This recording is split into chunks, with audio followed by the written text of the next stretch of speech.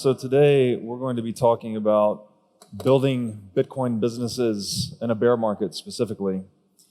And three guys with a lot of experience up here, so I'm excited to talk about this with you.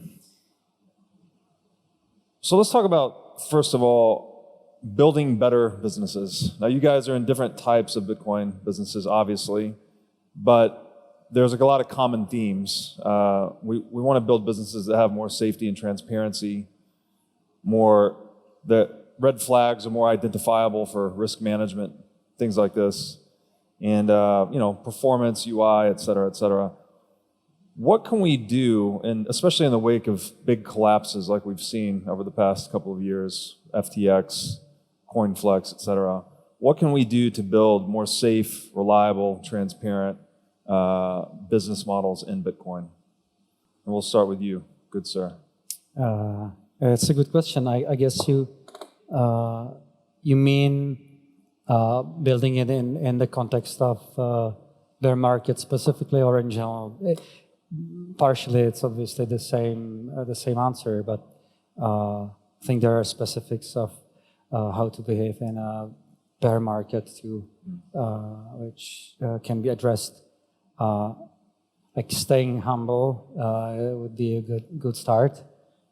There is always a continuum between being aggressive and fast and risking more, and being more safe, gradually building stuff incrementally and taking more secure road.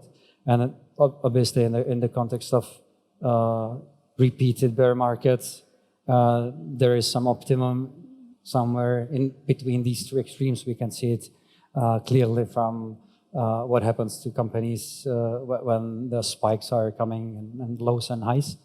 So not being too optimistic, but trying to optimize for as aggressive as sustainable.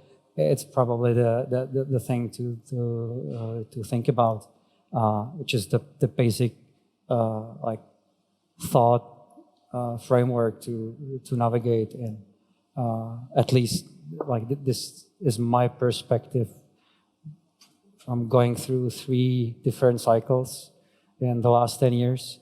So not being too optimistic and just knowing that there are times where things are tougher. So be ready for it, but trying to go as fast and as aggressive within this framework as possible. Sounds like quite the line to walk, right? Somewhere between aggressive and sufficiently conservative, perhaps. Yeah, if I may add, actually, I think I like the point you picked with being humble, right? Ultimately, bear market is one of the best tests to your business model that you can have, right? If we're in a bull market, everything is fine. You grow either at pace of the industry or even outpace it, fantastic.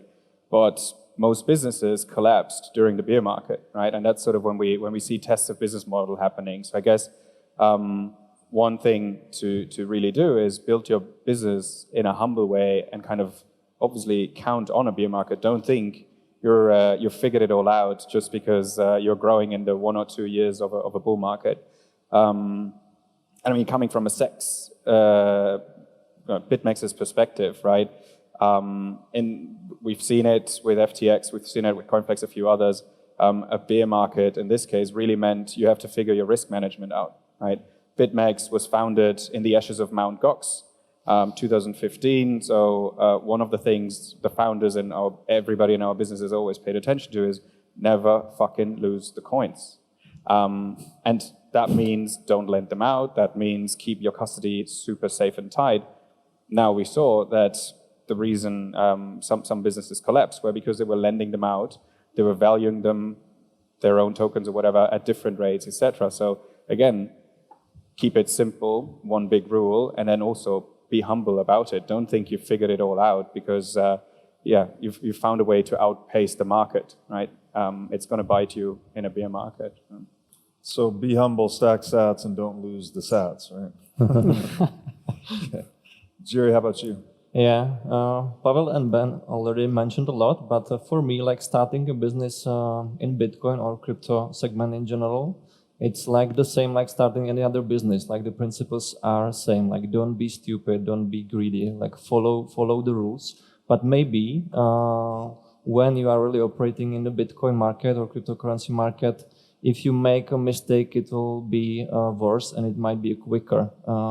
So for us, there is like no bear market and bull market. There's just the market, and the company has to operate like in a healthy way, even during the bear market. So to me, it starts like with the motivation. If you start the company out of greediness, that you want to squeeze out as much money as possible, as quick as possible, so you will probably like turn out not well. But if you start the company because you want to bring some value or proposition to the customers, so it needs to work even during the bear market. So it's the humbleness, it's the motivation, as the guys already said. That's a good point. Maybe just Please. a brief reply to like business as in different sector or as usual.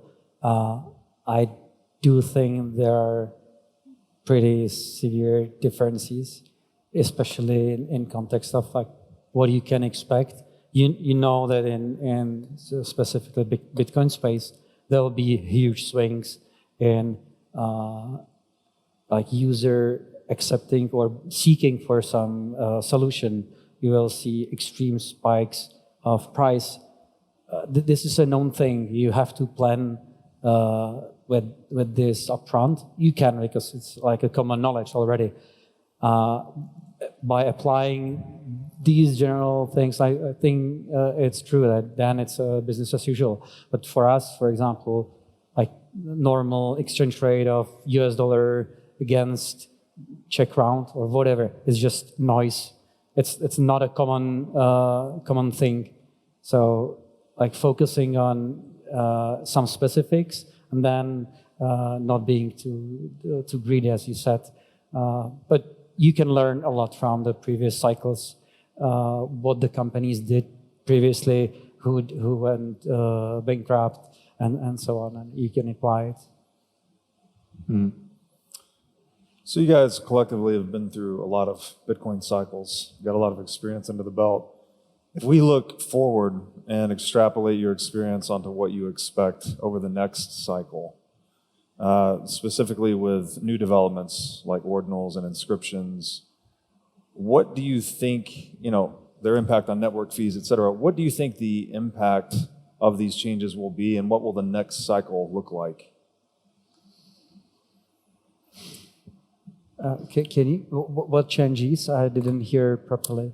I was saying changes like ordinals and inscriptions, their impact on network fees, how this will affect Bitcoin miners, other effects it may have on just the general Bitcoin market cycle. And obviously we're extrapolating and looking into the future, so nobody's going to hold you to this. Like from miners' perspective, I think it is mostly irrelevant. I think the tendency is really focusing on pure efficiency and making stuff more like specialized, efficient, professional, whatever. Everything else is for miners who are at the same time Bitcoiners. Well, we don't see it necessarily as a one thing. There is a lot of miners who do it as a business, and then like ideology around and like things which for a Bitcoiner are important and very interesting can be just noise in the industry, and the focus is on the engineering, finances, and stuff like that. So, and we do see the focus more and more as traditional finances were coming to mining or investments, and then the practices for running businesses were poured into mining segment as well. Then the ideology and thinking about Bitcoin in more general terms just disappears to a certain extent. And it can sound terrible, but for like Bitcoin as a whole, I don't think it's a problematic thing. It's just application of pure incentive for being as good as possible in doing the process of mining, and the best wins. So I don't think it is very a big topic in mining in like the pure sense. Obviously, if you're a Bitcoiner, then there is a lot of things happening. Got it. Benjamin. Yeah, I guess, I mean, what's the next cycle going to look like, right? We obviously all hope the next cycle is going to hit some 6-digit number rather soon. And I guess if it comes to this, there's a few things, right? There's obviously cycle drivers, external impacts like the market conditions in the US currently. We've had the SVB banks collapse, etc. We're now seeing the regulatory action taken against large crypto businesses. All these things will impact the cycle in the sense of economic values, right? And on the building side, I'll say on the operational side, I would say it's going to be our job to make sure that our users, our traders, one, can anticipate the right direction, and two, are not afraid of, say, external impacts impacting our business. As an example, as BitMEX, I can obviously speak about what it means if US government agencies are coming against you. While that is obviously something that throws a wrench into your business, it should never stop the machine, right? And so on our case, for example, when we had allegations similar to some other businesses against us, we were still processing our withdrawals without any problems, etc. And it's just important to always be on your foot and know that you have to operate 24/7 in the crypto business. So that's part of, I guess, building a robust, transparent, and stable business, no matter what external conditions are. The second then is, I guess, try and help your users to read the market better, right? We do that through some educational content. Arthur Hayes famously writes the Crypto Trader Digest every 2 weeks, and that obviously helps to put, say, the macroeconomic numbers in perspective, right? What does it mean that the US has raised their debt ceiling for the 115th time in the last 60 years, right? Obviously, for us, that means a lot because there's only 21 million of what we love, and the US dollar has, I don't know how many trillions nowadays, right? So I think the educational part is something very important. And then last but not least, and I'd be actually curious to hear Satoshi Lab on that, just stay focused on what you're best at, right? Don't try to build your business out into 16 different features, right? There's often the example of exchanges becoming the banks of the future. And I actually think that's not really the direction exchanges should change. They should just become very good exchanges, right? But yeah, curious to hear Satoshi Labs, because I think you have a very interesting strategy on like building focused businesses under one umbrella. Yeah. Like from my perspective, or I would speak for Invity and Satoshi Labs as such. We started Invity back in 2019 with one mission to onboard as many people into Bitcoin as possible. So we need to make it for them safe and simple. Because for the people that are operating or somehow acting in the space for a couple of months or years, it seems that it's already is simple, but for the wider audience, it's still not. It's like a dark side of whatever. They are just hearing that FTX bankrupted and whatever. And we would like to focus on the simplicity, and at the same time, still like bringing the customers the safe option how to handle the crypto. So that's we started what we are currently doing. So we are we integrated the financial layer into Trezor hardware wallet, so you can simply buy, sell, exchange whatever you want your coins within the hardware wallet. You don't need to go out, so you cannot lose your coins.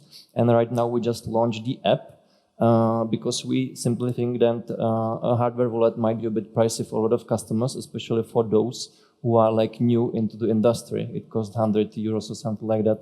So that's why the app. And we are saying it's not the safest option on the market, but you can start with that. You can touch that, you can feel that. And when you have some fortune, it's like really smart to upgrade into some hardware wallet. Trezor ideally, of course. Surprise, surprise. And surprise, surprise. And what Benjamin mentioned, we would like to educate the people on the journey. I think education is like a huge part of the success. But to me, it's not education about like the technical aspect of the thing. It's about like general understanding what's Bitcoin or cryptocurrency is about. So I think that in the near future or in the next cycle or bull run, like it doesn't matter if the people actually understand what Bitcoin technically is or blockchain or whatever. The same way they don't understand how internet works or air conditioner, whatever. They just simply need to understand how it acts, what to do with that. If that is smart to like have like 80% of your portfolio of Bitcoin or rather 3% and stuff like that. So I think that's what is like what will be happening in the near future in the near bull run. It's good stuff. Okay, let's shift gears a little bit here. I want to talk about the psychological challenges of Bitcoin entrepreneurship, specifically going through a bear market, right? Bear markets are healthy in the sense that it's kind of a forcing function on your business model. You're going to figure out what works and what doesn't much more easily than you would in a bull market, let's say. How does going through a bear market affect you as entrepreneurs psychologically? And do you have any tools, techniques, mindsets, practices, etc., that help you get through bear markets that you might put aside in bull markets? I mean, maybe I'll start. And things that come to my mind is really look at it as a test, right? Bear market, as mentioned before, is a great test for your business model. Whether you just started or whether you've had the bull run and now you're facing your first bear market, it helps you to really focus on one, what makes you money, and two, what destroys your business. And I think, to be honest, making that very present and having it so real in a bear market actually helps. As said, we were founded in the ashes of Mount Gox. That was definitely the first, probably first major bear market that we had. And it's because of this that we kind of learned some lessons that we would always, until today, always remember, right? And I think that's the advantage of a bear market, being that sort of realistic about it. Second thing is, I think, and from our business perspective, unfortunately, we had to, for example, let go parts of our colleagues and in the bear market once it turned, because we had projected obviously a more positive business, and that's a demotivating process, no matter, right? But what it also did, and I think nowadays everybody that is within the business notices that, is we work better together because we became, say, smaller teams again, more nimble, more efficient. So while it is an undesirable outcome, obviously it is still something that helps to strengthen your business at times. And then putting that together and maybe doing things in this smaller now group, right? Say if you had 200 and now you're 150 people, keeping that smaller group happy, doing maybe some motivational events or whatever. That is the third thing that I'd say is the impact of a bear market on the morale and how to give it at least some positive spin, even though it is overall obviously a more challenging time for all businesses. Yeah. Pavel? I think a key understanding is you need to believe that it's just a cycle, because otherwise you would not be in the business in the first place. Like if you would believe that Bitcoin goes to zero and it doesn't have value, because if it has real value for people, then the exchange rate would follow. I think it's pretty simple. So if you think it has a value, then inevitably it's just a cycle, as we saw it, but you can even like feel it.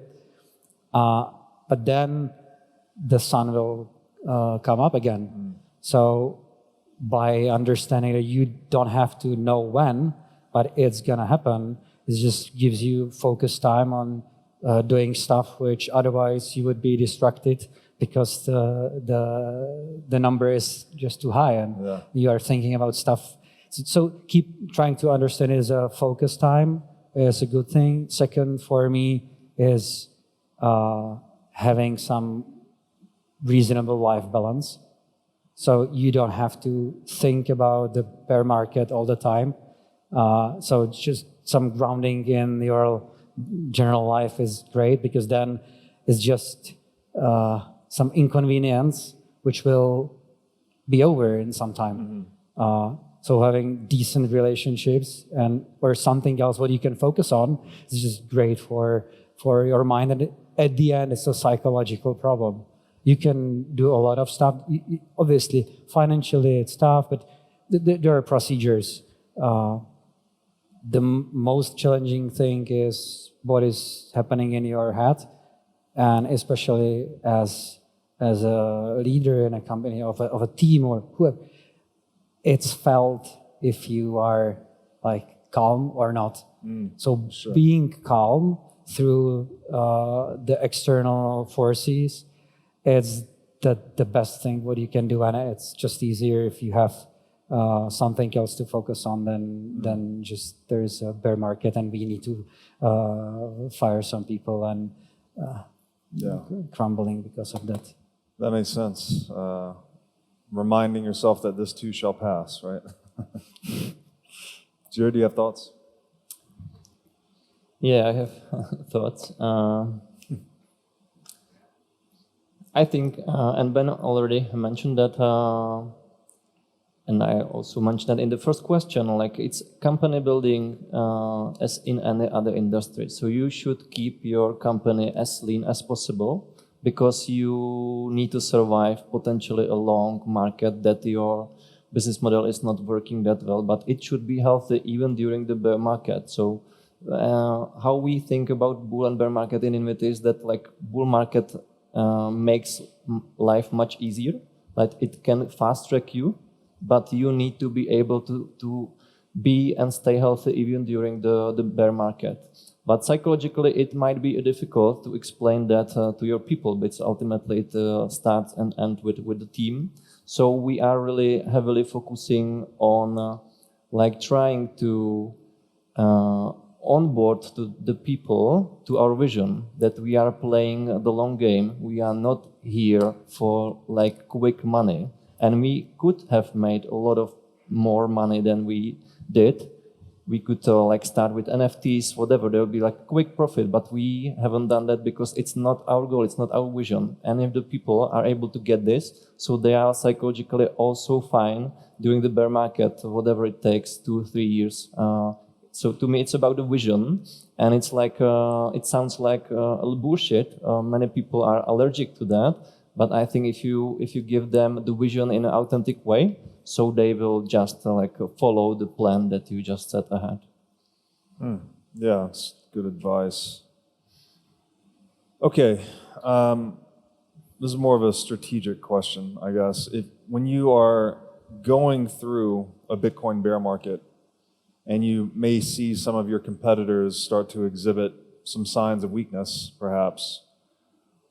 What do you do to capitalize on those opportunities? And what types of opportunities might you be looking for from a competitive advantage standpoint when going through a bear market?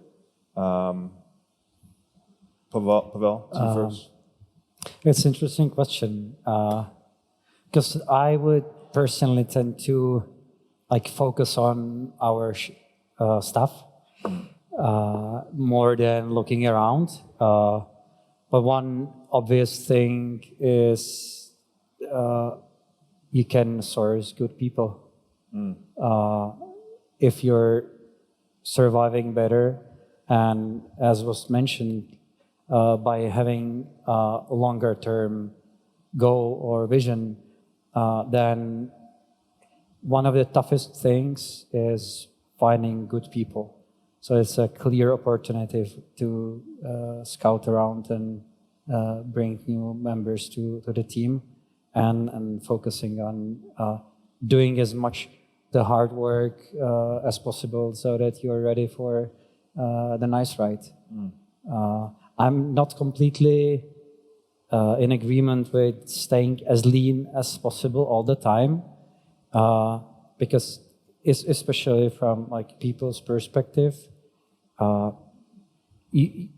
I think you need to move fast enough for like keeping some traction, and there are other companies or groups or whoever trying to outcompete you, and it's gonna be tougher and tougher.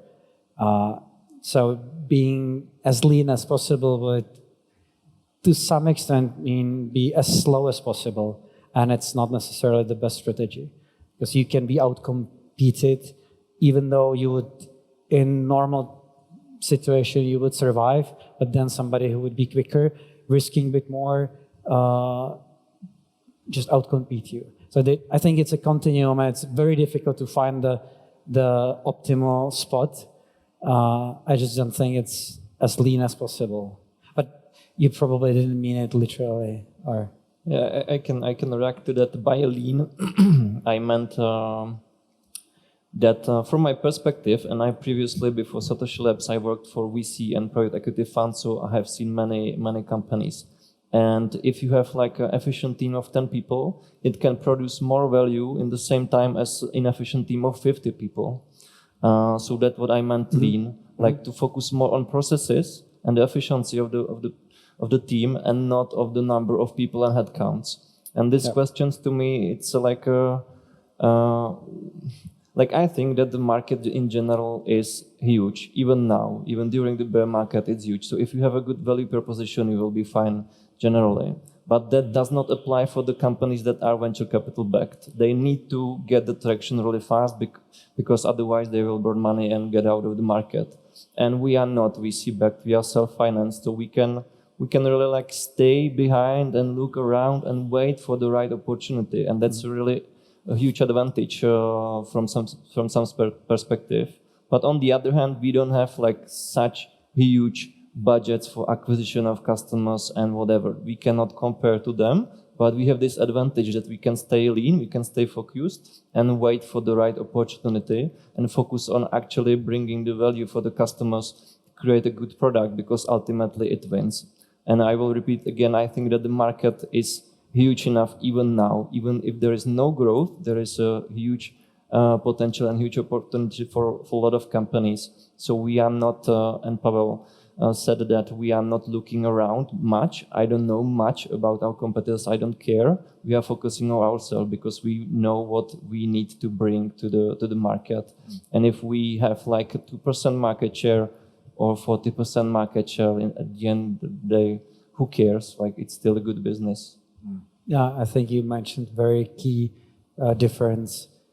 Be VC backed or not makes a huge difference for a lot of stuff. So it's a good point. Benjamin? Yeah, I mean, to the question of, say, how to deal with, say, competitive advantage in a beer market, right? I very much agree on the resourcing perspective, right? It's a very good market to find great talent, if you can manage to include it effectively into the business. I also think there is, obviously, we should stay hungry in a beer market, right? So the business ideally can grow, because a beer market shrinks the pie and sometimes also slices the pie a bit new, and we should stay hungry in that period. But back to the point on the very first question, stay humble, right? Don't be cocky. One example of, say, being humble, for example, is if you have some part of technology that will benefit everybody to solve a problem, well, beer markets are still great times to publish that. Example that we had during FTX's crisis, obviously, people were scrambling to get out proof of reserve, proof of liabilities. Our BitMEX research team had that developed 2021 already, and we just published it open source so that everybody could access the tool on GitHub. And some exchanges have, for example, applied it and implemented immediately. We did not make that in a big fuss. We did obviously not finger point at anybody, but we thought it's a tool that will help the industry and that hopefully leads to a growing pie again, of which we hold a slice. So I think not being too aggressive against the competitor, but trying to solve the solution, trying to solve the problem, and with that grow the pie again is the right direction. Good stuff. Okay, so these themes keep coming up, right? Stay humble, kind of walk the line between aggressive and conservative approach. Conviction in the asset, right? This too shall pass. That's all helpful psychologically. There's probably many people, though, on your teams that maybe have a lower conviction than we do in Bitcoin, let's say. And I assume bear markets would often trigger like a crisis of confidence in some of these team members. As business leaders, what can you do to cultivate morale during bear markets should it start to shake inside of your team? Whoever wants to take it first. Like I already talked about that. We are really heavily focusing on onboarding the people. Like with the first interview, even during the hiring process, we have a third round that we are speaking to about the vision. So the people that came to us really know what we are like into. And then we are also trying to work with the people on their development, because ultimately it's not about Invit as a company, as a Bitcoin. It's about a couple of people that are building something, and then to be in a good mood and in a good morale, as you mentioned. So we are focusing a lot on their development. So if they understand what the segment is about and what the company wants to achieve, and then know what they can personally achieve within the company, so I think they are ultimately fine. And then there is other stuff like open culture, stuff like that. We could talk about it for hours, but again, it applies for any other company outside of crypto. So yeah, that's probably my part. Yeah, good points. One more thing, which I would add, you just have to have yourself under control. Just you're the prime example of how to behave, even though you don't necessarily have to think about it, but your reaction to what's happening out there is like visible to everybody.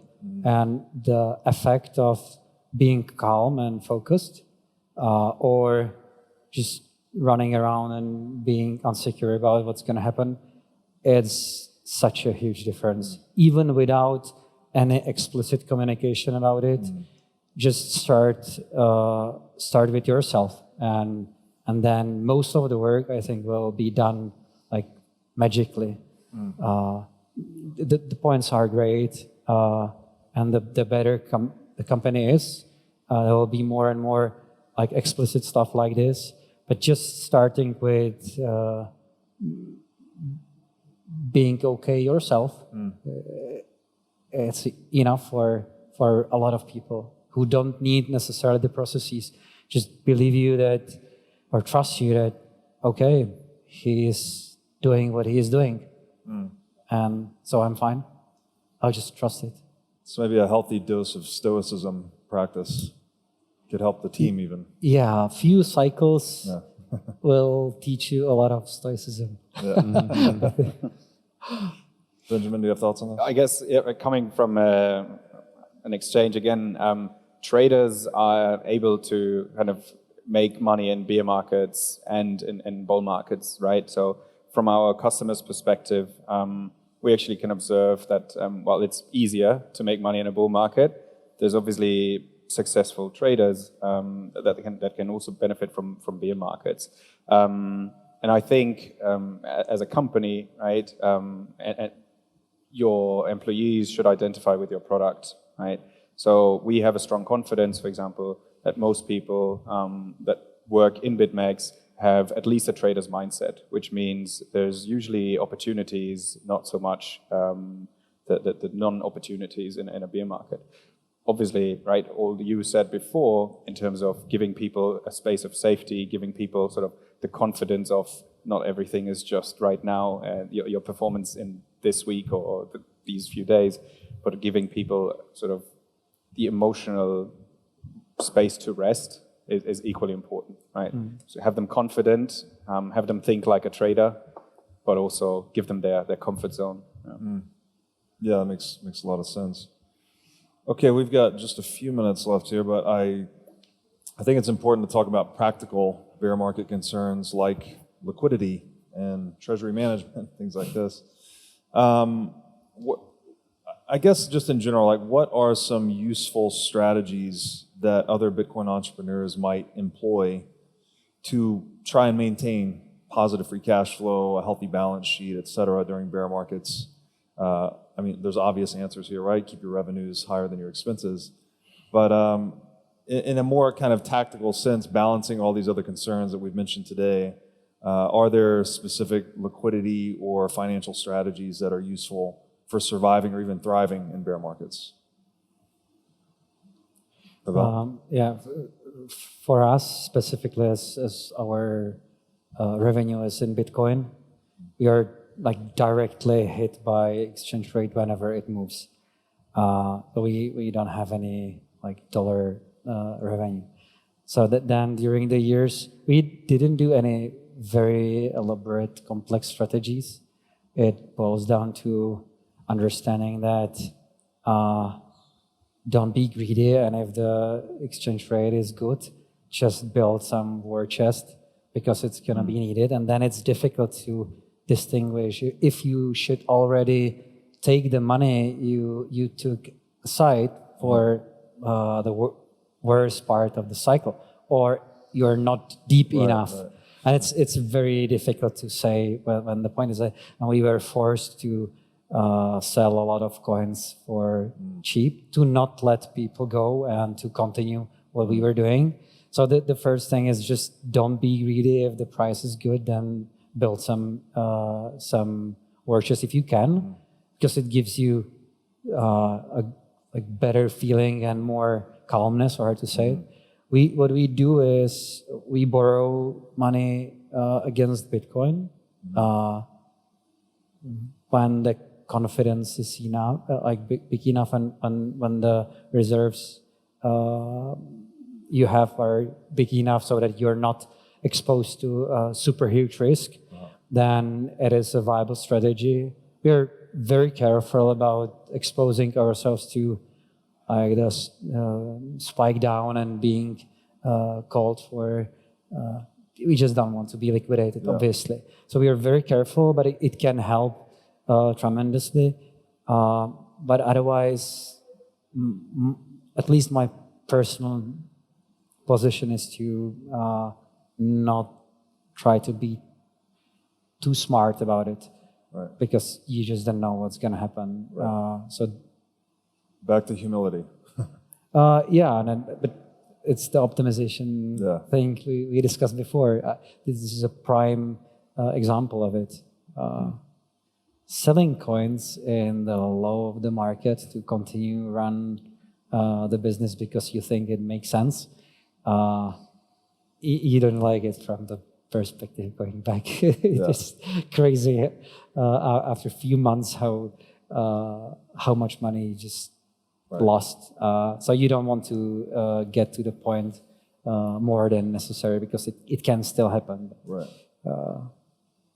Yeah, I mean, as Mas said, that's an unfortunate story, right? I wish you would have called me up a bit earlier and I would show you how to hedge for the last 5 years. But 10 years of experience today is different than 5 years ago. But I guess the point you make is very fair, right? And the magic word for me there is sort of dollar cost average, right?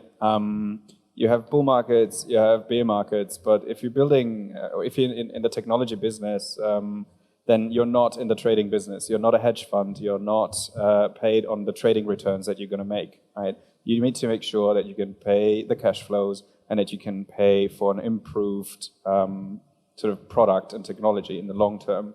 Therefore, not looking at the potential benefits of, Bitcoin will go up, so I'd rather not exchange it now into fiat, but all the employees, for example, needing some form of fiat, will bite you potentially. Therefore, dollar cost average, keep your cash flows at least hedged, or at times probably also in fiat currencies, so that you avoid layouts.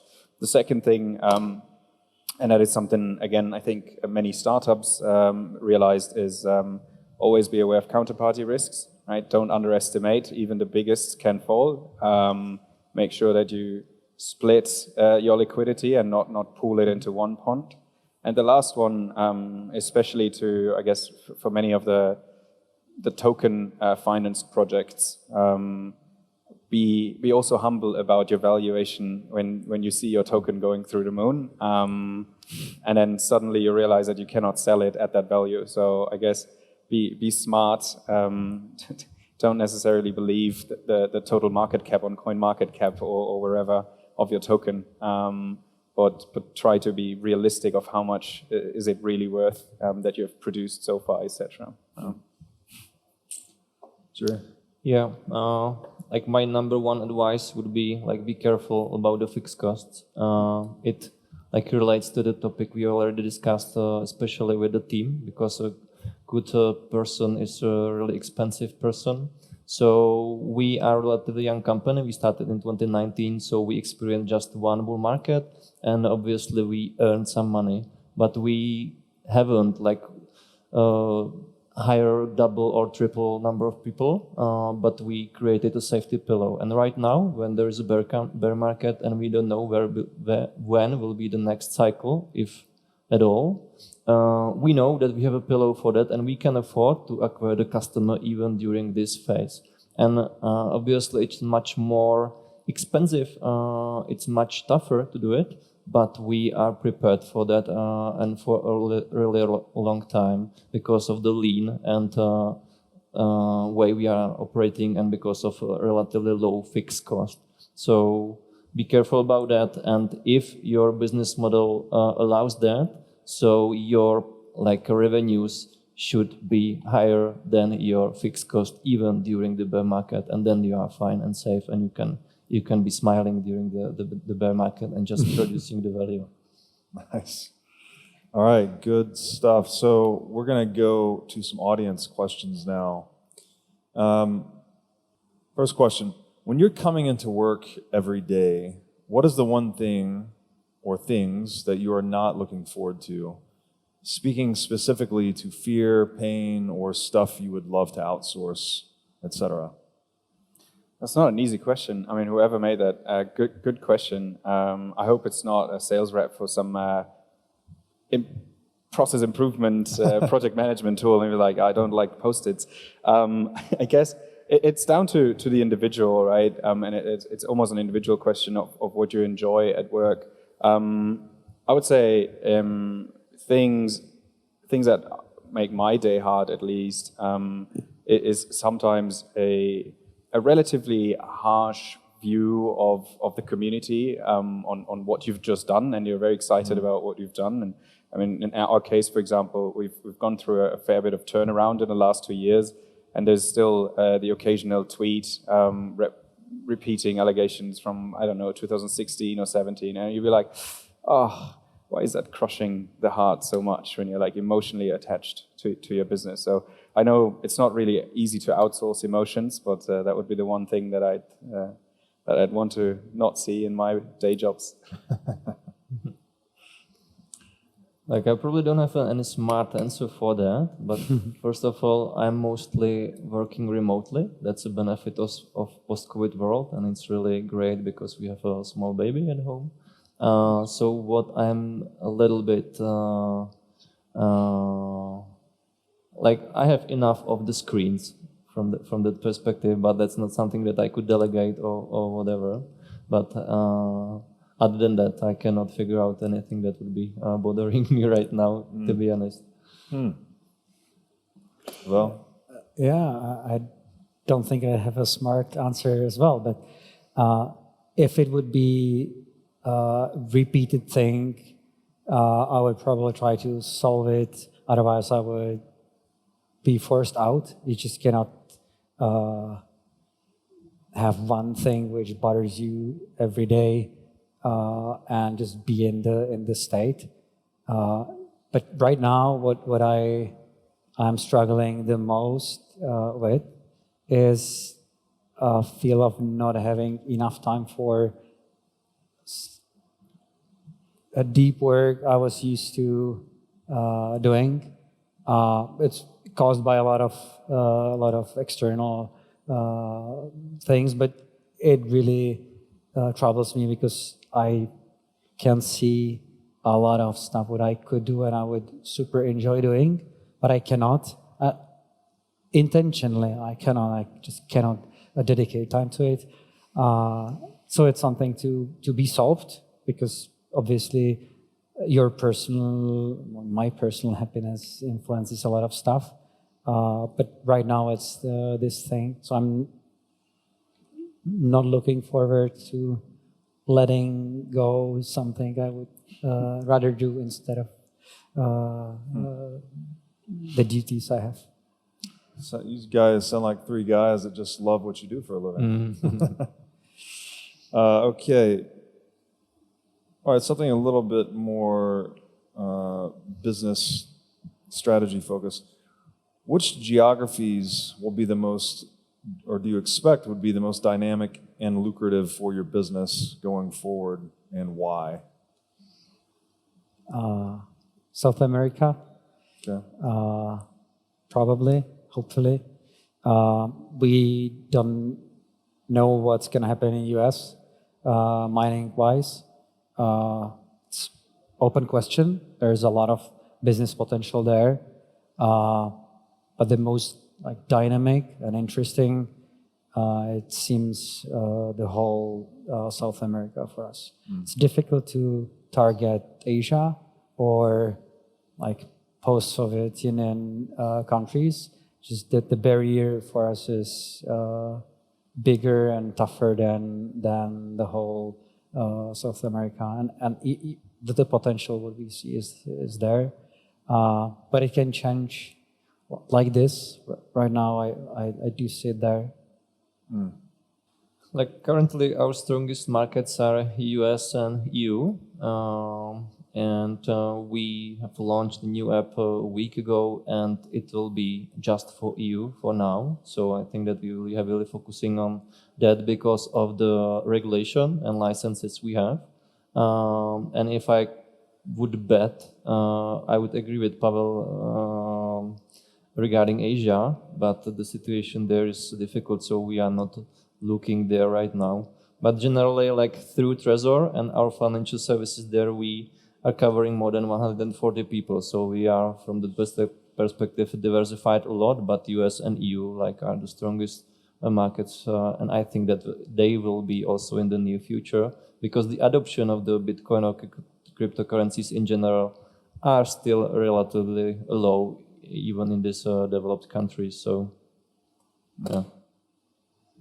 Yeah, I guess I will say Asia. One, because that's my home for the last 8 years in Hong Kong, but also that's where we as a business started. So we're, I guess, a household name in Asia more than in some other parts.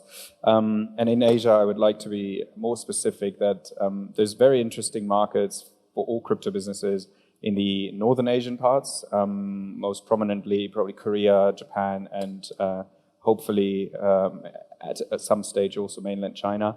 And there is very interesting markets in the Southeast Asian parts, often not looked at with enough detail, but Indonesian market, for example, Vietnam are developing very interesting. Then say the more western parts of Asia, being CIS countries, being the UAE countries, they've all been, I'd say, pretty solidly grown in the last 2-3 years in their adoption, and I'd be very bullish on them. And then the closest to Europe, looking at the political situation there, etc., is Turkey, obviously. And I think we've all seen this in the last 2 years with them facing mega inflation, similar to some South American countries. People are in need for a better currency, and that need drives them into what is a good solution. So that would be a specific country that is very interesting. And then in terms of regions, North and South Asia, I think, is a lot to explore. Difficult markets to enter, no doubt, but worth trying for sure.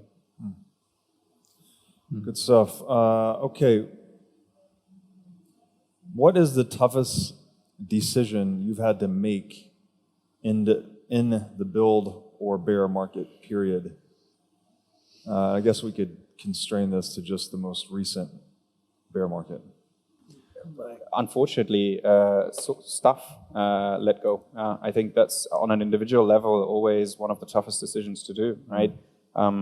Having to unfortunately reduce stuff and all the pains that it causes to oneself, to the teams, to the wider organization. But that's obviously a very easy answer, which I guess most of us share. Definitely. For me, one more aspect would be killing projects which you would somewhere deep in yourself want to do, but it just doesn't make sense in the context of the whole thing, which is directly related to letting people go. But even cutting or killing projects, you poured a lot of effort into, and then you just have to let it go. And so these two things are definitely, obviously, the most challenging. Yeah, we were lucky enough that we weren't firing that much. So for me, the toughest decision was actually to really stay laser focused, because it's easier to say than actually do. And there is like a lot of money out there and you can see the profits and so on. So really stay focused and be able to explain that to the team, because they also might have some ambitions and see the opportunities and so on. It is really difficult, and it was difficult to us. Yeah, it makes a lot of sense. Okay, on the topic of letting people go, is it sufficient if someone is not 100% bought into the mission of the organization? Is that sufficient grounds for letting someone go? And why? Why or why not? I would say no. My experience is people are changing, and we can see it in the company that people are coming and they tend to like, for example, some technology. We need it, and they are incorporated into the company. And by talking to people, being in the environment, most of the time, they just absorb stuff as time passes. So the fact that they are not bought into your ground vision from the beginning or in any single stage, I don't think it's reasonable to do any judgment based on that. If obviously they are in like personal conflict with it, then it causes a lot of trouble, and you should act very fast, because it can be poisonous within the company. But just letting people or giving people enough time to feel why and what, and they tend to follow nicely, or they will just leave because they will not like the environment. So I would not recommend it myself. Makes sense. I fully agree with Pavel. The answer from my side is also no. Like for me, it's much more important the culture fit than if the person is bought into the vision, because as Pavel mentioned, the people are changing. But at the first place, I think that you don't have to love Bitcoin to work in a Bitcoin onboarding company. You have to love your job role. So if you are marketing guy, you should love doing marketing. If you are like coder, you should love coding. And like the segment is only like the surplus on top of that. And it's great if you love the industry, but I don't think it's necessary. And definitely it's not a reason. Yeah. Well, I guess not much to add. I fully agree. People have individual talents. If you have a great finance or tax guy that doesn't own Bitcoin himself, may still be a very good tax advisor to have. So I think there's multiple factors you would consider beyond buying into a mission. Yeah, it makes a lot of sense. Like it would be contingent on the role, the influence, etc. That makes a lot of sense. And people are changing by definition all the time. So hard to pin someone down on a thing and not give them the patience to change. That all makes sense to me. Okay, this is a little bit orthogonal to our discussion, but it's one that's kind of near and dear to my heart. Audience question is Bitcoin making us realize that money is a much deeper subject than we have ever imagined? Or is it that Bitcoin is more than just money? Yes, yes. Yeah, yes. I mean, I guess it depends on when we grow up, right? Money is for us these little coins and papers, right? That's how most of us learn money. And then suddenly we learn value, right? And we learn that there is certain things you need to give, and then you get something, etc. And then at one point in time, somebody makes us believe that this paper thing has some value. And I think that is not necessarily a money thing, that's a system of belief, right? And so is Bitcoin kind of a definition of a system of beliefs, not in a spiritual sense, but in a community together can reach things, can do things together if we all pull in the right direction. And I think that's sort of where Bitcoin and the idea of the network will lead to, much beyond its value in traditional money terms. Well said. It's great learning experience to distinguish, to be able to distinguish between money and value. It's so much easier once you're in the Bitcoin influenced by Bitcoin, and you're forced to think about stuff in more general terms. That it is just great push for thinking slightly deeper and seeing things in context and distinguishing value and money. It's really key thing, as you mentioned. Yeah, agreed. I think what like Bitcoin showed us, like for us in the developed countries, is that there are some countries that they have really a lot of troubles with the money as such, and we, like many people from example Czech Republic, can ask why Bitcoin if you have like euro or dollar or whatever, but they don't know the situation in Latin America, and I think that Bitcoin kind of open this area even to these people. So for me, I don't know if Bitcoin is more than money or less than money. I don't care, to be honest. I think that's a good alternative to some kind of people, and I am looking forward to the next like evolution of this technology, because it might help a lot of people. Yeah, that's a great point. Just from my viewpoint, it seems like we're very closely bound to the nature of our money. Like if we're using corrupt money, we tend to inherit those attributes. Like we get more deceptive and we play more zero-sum games. And it just seems like with Bitcoin, we get this incentive system that incentivizes us to collaborate and play positive-sum games. So it's incorruptible money maybe is really good for human evolution in some way. So that's it, guys. Thank you so much for doing this. Great talking to you. Thank you. Thank you. Thank you.